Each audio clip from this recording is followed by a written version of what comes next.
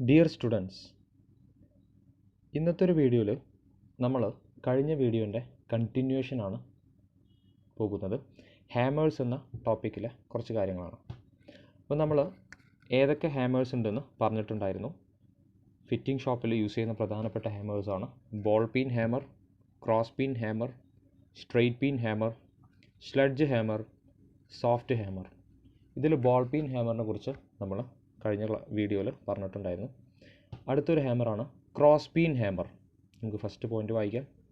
This is similar to ball peen hammer in shape and size except the peen which is across the shaft or eye. എന്താണ് first point പറയുന്നത്? ഈ cross peen ഹാമറിൻ്റെ ഷേപ്പും സൈസൊക്കെ ഏകദേശം ball peen ഹാമറിൻ്റെ അതേപോലെ തന്നെയാണ്. ആകെ വരുന്നൊരു വ്യത്യാസം എന്ന് പറഞ്ഞു കഴിഞ്ഞാൽ അതിൻ്റെ പീനിലുള്ള ഒരു ഷേപ്പിൻ്റെ വ്യത്യാസം, അതിൻ്റെ പീനിലുള്ള ആ ഒരു വ്യത്യാസമാണ്. അത് നമുക്ക് ചിത്രം നോക്കിക്കഴിഞ്ഞാൽ മനസ്സിലാവും. ബോൾ പീൻ ഹാമർ ഇപ്പോൾ ഈ ഒരു ചിത്രത്തിൽ കാണിച്ചിട്ടുള്ളതാണ് ക്രോസ് പീൻ ഹാമർ എന്ന് പറയുന്നത്. ക്രോസ് പീൻ ഹാമറിൻ്റെ പീൻ എന്നുള്ള ഭാഗത്തിൻ്റെ ഷേപ്പും അതുപോലെ ബോൾ പീൻ ഹാമറിൻ്റെ പീനും തമ്മിലുള്ള വ്യത്യാസം നമുക്ക് ചിത്രം നോക്കിയാൽ മനസ്സിലാവും. അതുമാത്രമാണ് എന്ത് ക്രോസ് പീൻ ഹാമറും ബോൾ പീൻ ഹാമറും തമ്മിലുള്ള വ്യത്യാസം.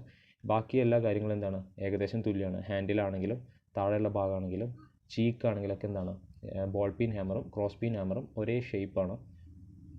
ആ പീനിൻ്റെ ആകൃതിയിലാണ് പ്രധാനമായിട്ടും മാറ്റം വരുന്നത്. അടുത്ത പോയിന്റ് നോക്കാം. This is mainly used for bending, stretching, hammering into shoulders inside curve etcetera. Cross peen hammer മെയിനായിട്ട് യൂസ് ചെയ്യുന്നത് ബെൻഡിങ് പർപ്പസിനും അതുപോലെ സ്ട്രെച്ചിങ് ഒക്കെ ചെയ്യുന്നതിന് വേണ്ടിയിട്ടാണ്.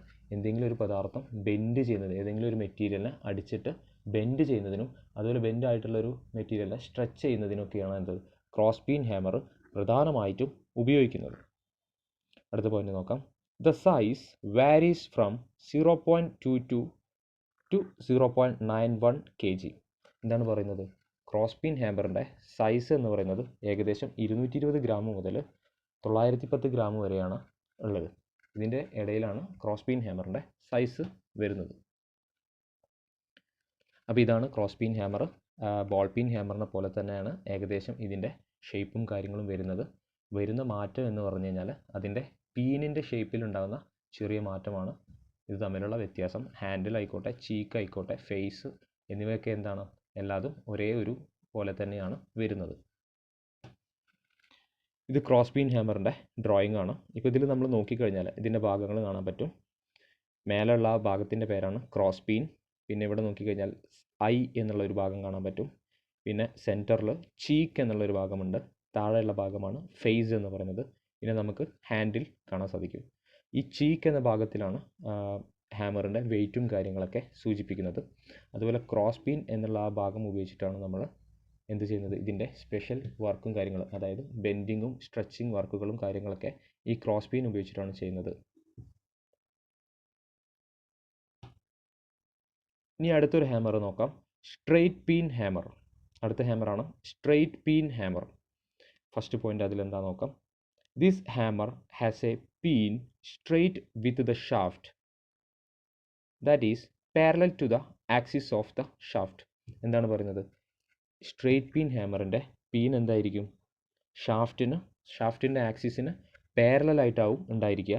സ്ട്രെയിറ്റ് പീൻ ഹാമറിൻ്റെ പീൻ എന്ന് പറയുന്നത് ഷാഫ്റ്റിൻ്റെ ആക്സിസിന് പാരലലായിട്ടാണ് ഉണ്ടായിരിക്കുക. അടുത്ത പോയിന്റ് നോക്കാം. The size varies from 0.11 to 0.91 kg. എന്താണ് പറയുന്നത്? സ്ട്രെയിറ്റ് പീൻ ഹാമറിൻ്റെ സൈസ് എന്ന് പറയുന്നത് ഏകദേശം 110 ഗ്രാം മുതൽ 910 ഗ്രാം വരെയാണ് ഉണ്ടാവുക. സ്ട്രെയിറ്റ് പീൻ ഹാമറിൻ്റെ സൈസ് എന്താണ് വാരി ചെയ്യുന്നത്? 0.11 ടു 0.91 kg ആണ്. അപ്പോൾ ചിത്രത്തിൽ കാണിച്ചിട്ടുള്ളതാണ് ഒരു സ്ട്രെയിറ്റ് പീൻ ഹാമർ. ഒറ്റ നോട്ടത്തിൽ നമ്മുടെ ക്രോസ് പീൻ ഹാമറിൻ്റെയും ബോൾ പീൻ ഹാമറിൻ്റെയൊക്കെ അതേ രൂപം തന്നെയാണ്. ഹാൻഡിലിനായാലും ഫേസ് ആണെങ്കിലും എല്ലാം അതുപോലെ തന്നെയാണ്. പീനിൻ്റെ ഷേപ്പിൽ മാത്രമാണ് എന്ത് വരുന്നത്, വ്യത്യാസം വരുന്നത്. ബോൾ പീൻ ഹാമർ ആണെങ്കിൽ അതെന്തായിരിക്കും, ആ പീനിൻ്റെ ഷേപ്പ് എന്ന് പറയുന്നത് ബോൾ ആകൃതിയിലായിരിക്കും. അതുപോലെ നേരത്തെ പറഞ്ഞ ക്രോസ് പീൻ ആണെന്നുണ്ടെങ്കിൽ ആ പീനിൻ്റെ ആകൃതി ക്രോസ് ആയിട്ടായിരിക്കും. ഇവിടെ എന്താണ് സ്ട്രെയിറ്റ് പീനാണ്.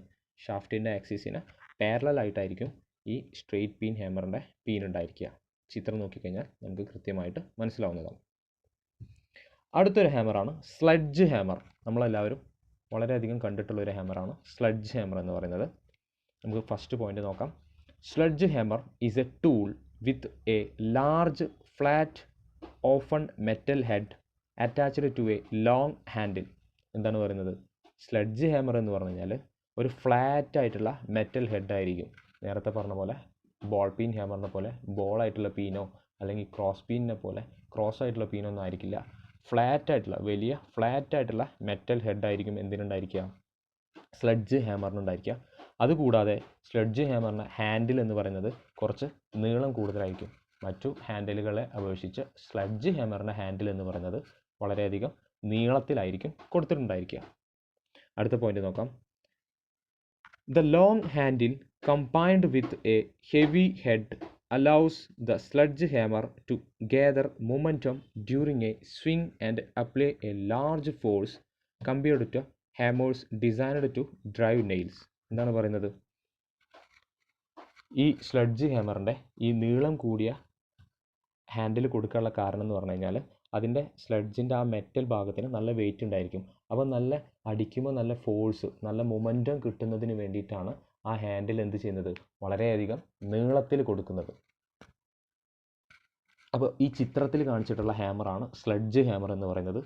നമ്മളെല്ലാവരും കണ്ടിട്ടുണ്ടായിരിക്കും. ഇതിൻ്റെ ഹാൻഡിൽ പല പല സൈസിലുണ്ടായിരിക്കും. കൂടുതലായിട്ടും നീളം കൂടിയ ഹാൻഡിലാണ് യൂസ് ചെയ്യുക.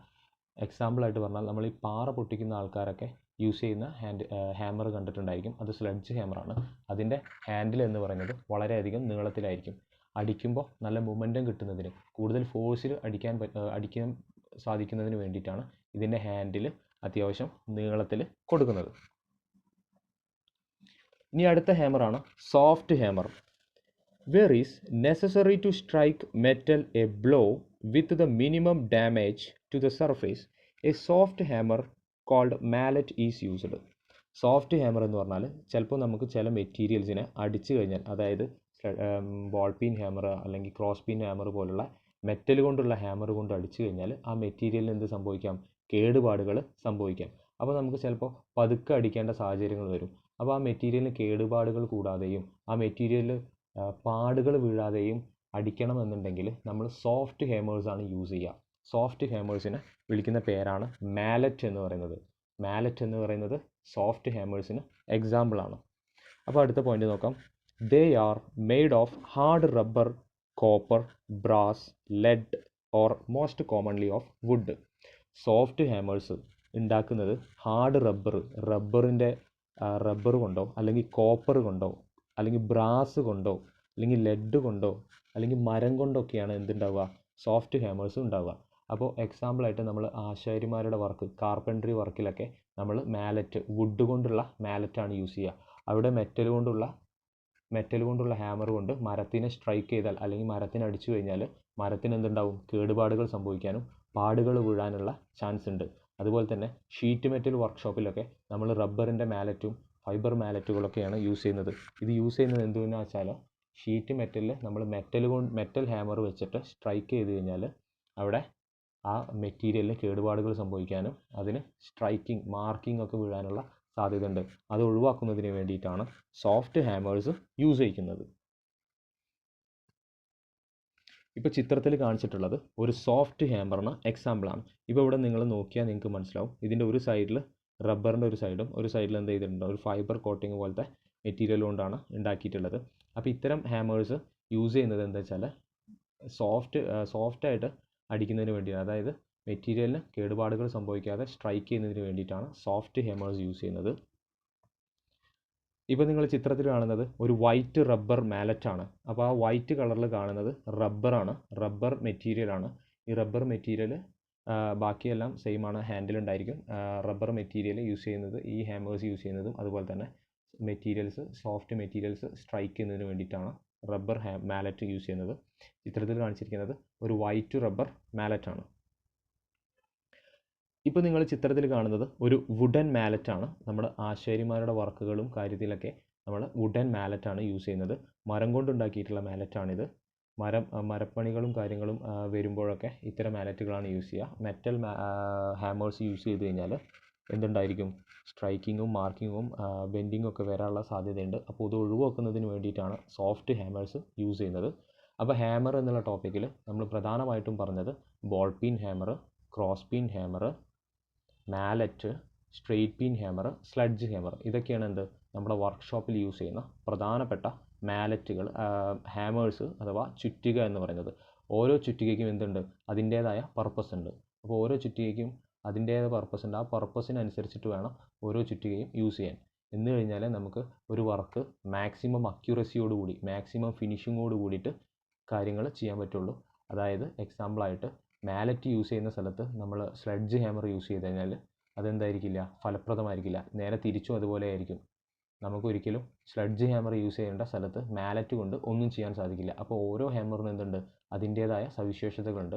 ആ സവിശേഷതകൾ മനസ്സിലാക്കിയിട്ട് വേണം കൃത്യമായിട്ട് ഏത് ഹാമറാണോ യൂസ് ചെയ്യേണ്ടത് ആ ഹാമർ യൂസ് ചെയ്യാൻ.